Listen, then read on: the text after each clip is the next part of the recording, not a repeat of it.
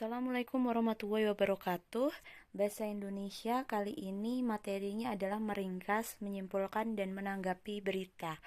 Untuk yang pertama petunjuknya adalah tetap buka buku paket halaman 6-10.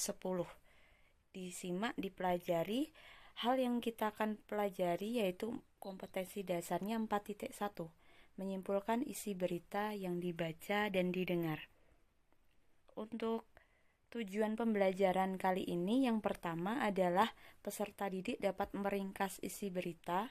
Kedua, peserta didik dapat menanggapi isi berita. Ketiga, peserta didik dapat menyimpulkan isi berita. Jadi ada 3 poin yang akan kita bahas pada materi kali ini, yang akan kita kuasai tentunya. Yang pertama adalah meringkas. Meringkas. Apa itu meringkas?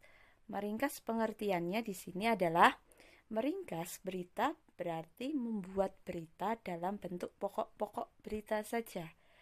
Berarti artiannya adalah hanya ringkasannya saja atau hanya intinya saja. Pokok-pokok berita itu ada 6. Adik Simba. Di situ terlihat ada apa, di mana, kapan, siapa, bagaimana, mengapa. Ya, atau nama lainnya adalah 5W1H. Tapi paling mudah itu kalian bisa menyebutkan adik Simba. Di situ ada poinnya. Dipelajari. Kemudian langkah-langkah meringkas itu ada 3. Yang pertama, mendengarkan atau membaca berita dengan seksama. Kedua, mencatat pokok-pokok unsur berita yang tadi adalah 5W1H atau adik Simba. Kemudian yang ketiga, menyampaikan kembali pokok-pokok atau unsur berita ke dalam karangan singkat. Ada contohnya di sini, kita simak. Nah, di atas sendiri itu ada unsur berita. Unsur-unsur berita ada peristiwa apa? Padatnya Pelabuhan Merak. Siapa yang mengalami peristiwa itu? Truk-truk pengangkut barang non-sembako. Di mana peristiwa itu terjadi? Di Pelabuhan Penyeberangan Merak. Kapan peristiwa itu terjadi? 10 hari menjelang Lebaran. Mengapa peristiwa itu terjadi? Adanya larangan melintas bagi truk non-sembako pada 21 sampai 25 November. Bagaimana atau keadaan, akibat dan sebabnya? Yaitu menyebabkan antrian truk di pintu masuk kapal. Itu dijadikan satu ringkasannya dalam bentuk paragraf. Lihat ringkasan tersebut. Kemudian dicermati, itu ada di paket halaman 6. Kemudian setelah meringkas, kita mencoba untuk menyimpulkan. Menyimpulkan itu apa? Nah, menyimpulkan pengertiannya, kesimpulan berita adalah kata-kata akhir dari suatu uraian yang membuat unsur-unsur berita dengan rumusan yang lebih ringkas. Jadi tadi udah ringkasan, sekarang kesimpulan itu biasanya ada kata-kata terakhir yang memuat semua unsur berita. Dan lebih ringkas, berarti lebih ringkas lagi dari ringkasan. Langkah-langkahnya itu ada 5. Yang pertama, mendengarkan berita. Yang kedua, mencatat pokok-pokok berita yang tadi adik Simba. Yang ketiga, menyajikan pokok berita dalam suatu kalimat, tadi ringkasannya. Yang keempat, setelah itu menyimpulkan isi berita berdasarkan pokok-pokok berita. Nah, ini disimpulkan. Yang kelima, menyampaikannya isi berita secara lisan, diulang lagi dengan bahasa sendiri. Nah, contohnya ini. Tadi kan sudah ada ringkasannya. Ringkasannya itu ada di atas. Nah, kesimpulannya hanya segitu. Jadi, kesimpulannya itu adalah ringkasan dari ringkasan. Berita tersebut menyampaikan informasi tentang padatnya Pelabuhan Merak oleh truk-truk non-sembako pada 10 hari menjelang Lebaran. Paket halaman 8. Jadi kalian bisa cermati kalau di situ mengandung semua unsur 5W1H atau adik Simba secara lebih ringkas.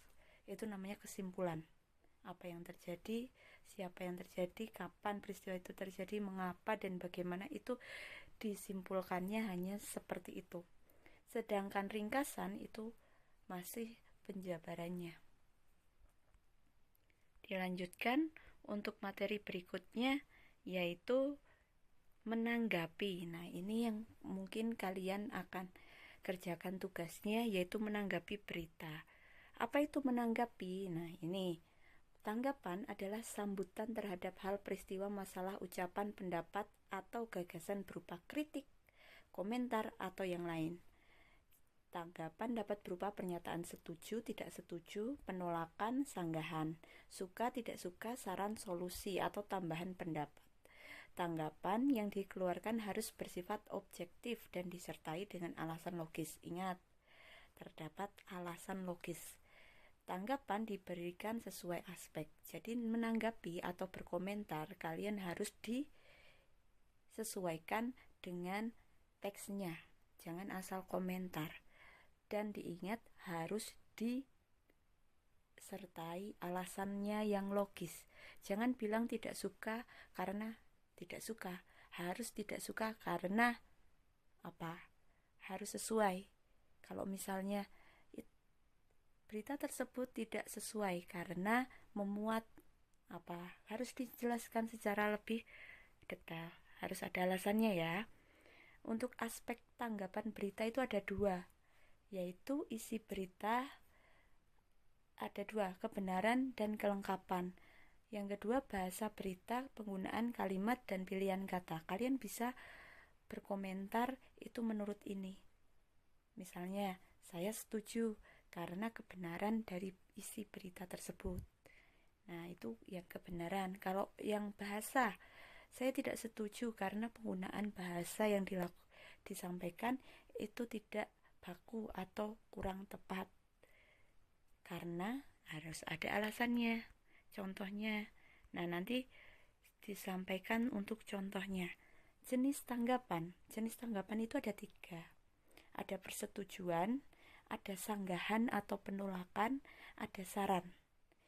Nanti pengertiannya bisa kalian cermati sendiri. Ini untuk contohnya. Nah, contohnya seperti ini. Saya kira informasi yang disampaikan berita mengenai pemadatan truk sembako sangat akurat. Berarti setuju. Karena ada alasannya ini. Isinya tidak jauh berbeda dengan informasi yang terdapat di televisi. Jadi, kesimpulannya kalau menanggapi, kalian harus punya wawasan yang luas. Nontonnya juga harus berita, bukan sinetron. Lanjut. Jadi itu menanggapi jenisnya ada 3 ya. Setuju, tidak setuju, dan saran. Hal yang harus diperhatikan dalam menanggapi harus berhubungan dengan masalah yang dibicarakan. Jangan ngawur. Yang kedua, tanggapan dapat mempercepat pemahaman masalah. Yang ketiga, tanggapan tidak mengulangi pendapat yang pernah disampaikan orang lain. Jadi kadang ada yang menanggapi hal yang sama tentunya. Yang keempat, tanggapan disampaikan dengan kalimat yang tepat. Jangan bertele-tele, kalimatnya gak usah panjang. Yang penting informasinya sampai. Yang kelima, tanggapan disampaikan dengan sikap terbuka dan sopan. Ya, tentunya dengan bahasa yang baik dan benar. Tidak pakai bahasa Jawa. Jadi, intinya kalau menanggapi, kalian harus membuka wawasan yang luas. Banyak baca, banyak melihat atau mendengarkan berita. Baru kalian bisa menanggapi. Kira-kira itu materinya. Untuk penugasannya, kita lihat tugasnya apa saja. Yang pertama, yaitu mencatat materi dari awal sampai akhir tadi yang Bu Risa sampaikan di video ini di buku catatan. Yang kedua, kerjakan paket halaman 11, poin A dan B di folio dengan ditulis soalnya. Pengumpulannya sudah ada tanggalnya dan jamnya. Sekian dari Bu Risa. Bila ada kekurangan dan kesalahan, mohon maaf. Apabila masih kurang paham, silahkan kalian japri Bu Risa. Wassalamualaikum warahmatullahi wabarakatuh.